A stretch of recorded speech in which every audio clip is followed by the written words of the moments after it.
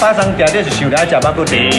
这间肉骨茶咧，我上喜欢吃的，就是伫这广播咧的后尾，叫做金菇。金地狗肉骨啦，金菇。还有好食咧。介绍一下。除了肉骨茶，肉骨茶有分两种哦，一种是这个淡的肉骨茶，我人平时食的就是淡的吼，这个肉骨茶。第二项咧就是大的肉骨茶，捌听到无？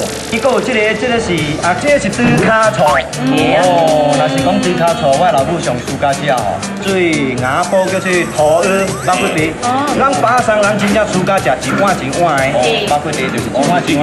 你会使另外叫，我爱排骨啦，爱碎鸡骨啦，爱大鸡骨啦，还是爱猪肚另外叫。啊，你这个咧，这个是看嘛知影什么？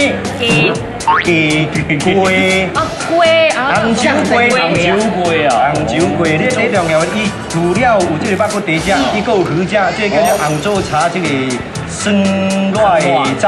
哦，哇，所以讲你来这边虾米不通食啊？阿平。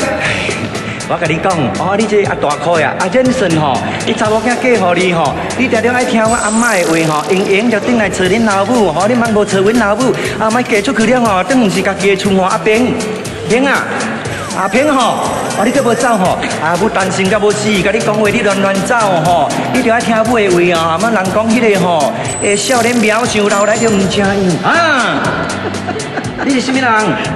哦，还是毋是阿平啊？阿平。平啊，平，平，你又唔是阿平？sorry，阿平，平到了吗？你甲我讲会记住到了吗？阿个车咧咯，迄边。平啊，我甲你讲吼，我这个的话你就要听吼，你嫁出去了吼，你常常好好听的话，常常要转来吼，平。少年渺小哦，老来就唔像咯。我甲你讲吼，我若甲你讲，你就无爱听，你阿伯会后悔啊！你莫走，我甲你讲，我甲你讲。